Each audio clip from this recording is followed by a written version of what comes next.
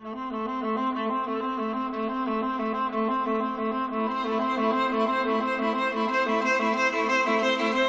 are billions of people on the planet and many different personality types. Some people are introverted, some extroverted. Some are driven by logic, and others by their feelings. In a world of such diversity, how do we learn to relate to those who are different? And how do we learn to understand and accept who we are? People have a desire to know themselves. People want to know, who am I? How do I function? How do I tick? These questions were at the heart of the pioneering work of Dr. Carl Gustav Jung, a Swiss psychologist who began working at the turn of the 20th century. Despite the conformity in dress, behavior, and attitude dictated by his time, Jung championed individuality, and he invited his patients to embrace the unique person each was meant to be. Jung said, okay, that's what society tells you, that's what's expected of you, but what do you think? How do you feel? He said that we all need to get to know ourselves better and know our motives better. And if we could really look at that more, that we would be able to be more accepting of differences. In his own life, Carl Jung embarked on a painful journey of self-discovery, and the lessons he learned provided inspiration for generations to come.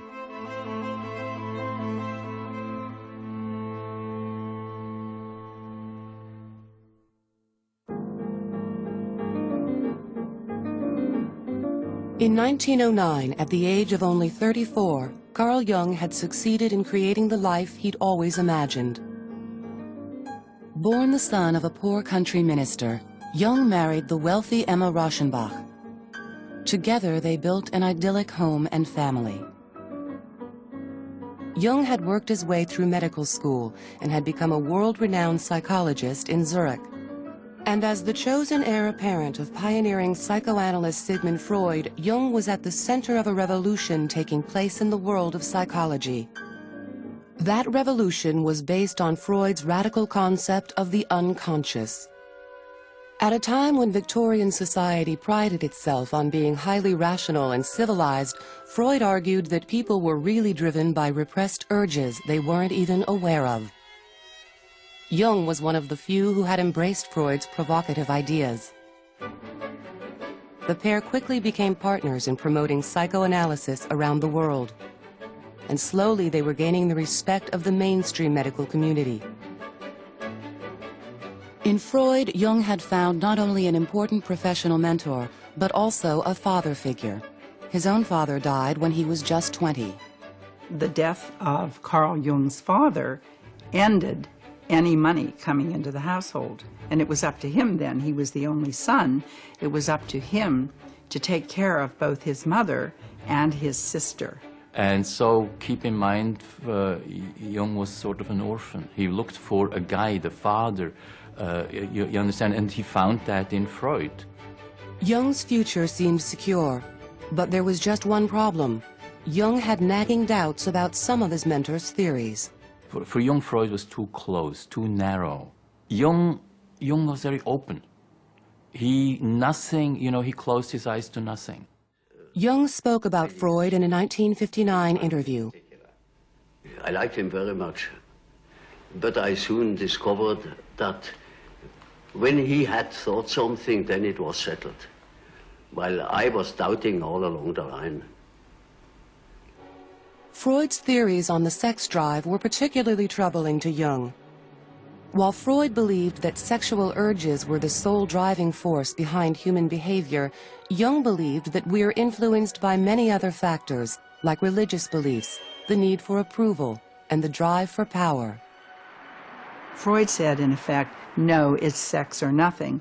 And Jung said, I can't accept this theory wholeheartedly.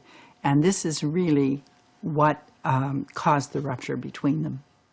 Things came to a head in 1913 when Jung published a book which directly contradicted Freud's theories. Unwilling to tolerate dissension in his ranks, Freud cut all ties to his former protege. Jung's mentor now became his most outspoken critic. Carl Jung was ostracized from the psychoanalytic movement he'd helped to establish.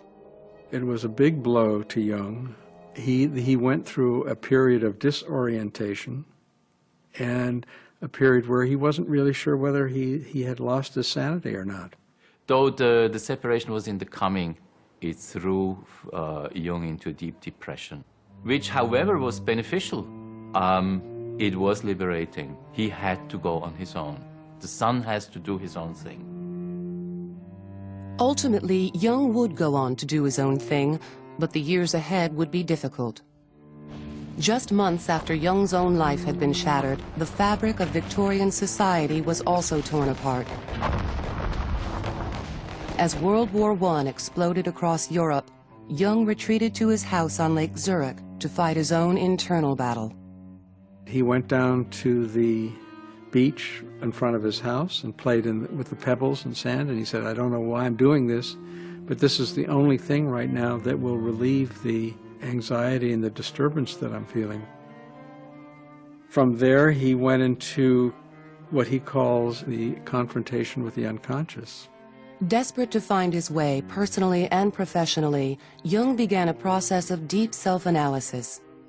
He spent hours alone recording his thoughts, analyzing his dreams, and making elaborate drawings as a way to express the deepest parts of his unconscious. Jung used this period to think about what he was going to do with his life. He said to himself, I can't continue to practice psychoanalysis if I use Freud's terms and Freud's methods.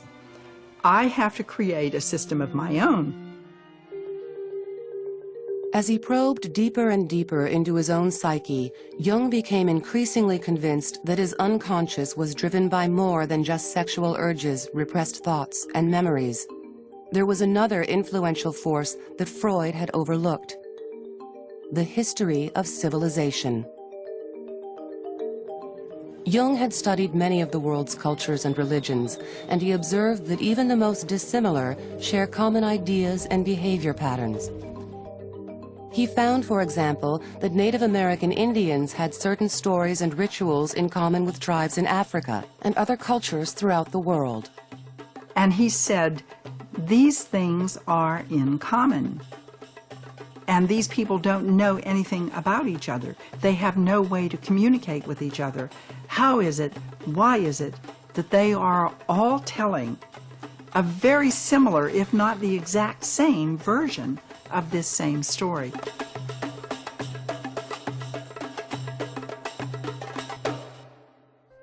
Jung concluded that the unconscious is influenced not only by our own experiences, but by the collective experiences of all people. These common ideas are passed down through history, religion, and culture. He called this wealth of inherited knowledge the collective unconscious. It is this collective unconscious that leads human beings around the world to adopt similar behavior patterns without even realizing it.